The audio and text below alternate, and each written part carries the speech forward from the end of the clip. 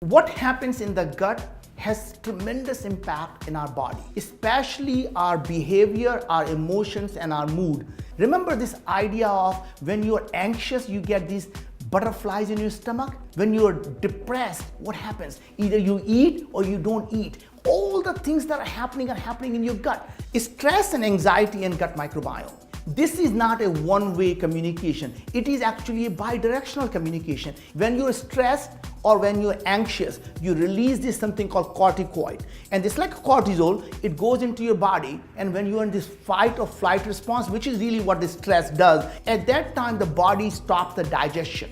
And really, in some sense, your GI tract is shut down. And that's why you'll see the people who are depressed always tend to have a lot of the gut issues. Now, here's a very interesting part. For every signal that's coming down to the gut, there are 9 signals that are going back up. So it's really 9 times more signals that gut is constantly sending to your brain is about what is going on inside the gut. The vagus nerve is a direct connection between the gut and the brain. There was a very recent experiment where they were able to activate the epithelial cell, which is the gut lining, and within the milliseconds, they saw the instant reaction in the brain.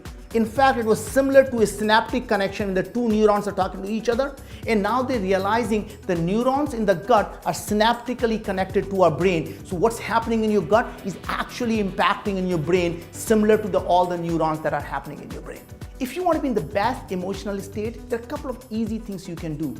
Always take 3 deep breaths before you eat. Avoid as much of added sugar as possible. Doesn't mean you don't eat sweet stuff. So eat fruits, they're good, they're natural sugar. It's okay to have sugar in the fruit. But what's not okay is to have added sugar in the food. Sleep well. There is nothing that will put you in a better emotional frame than having a good night's sleep. Your gut has its own circadian rhythm. When you eat, impacts your sleep. You need to eat at least 3 hours before you want to sleep, because that will help you digest the food. During the sleep, your digestive system is shut down. So you really want to have 3 hours to digest the food you just ate. So actually it's just not sitting there in your stomach and causing problems.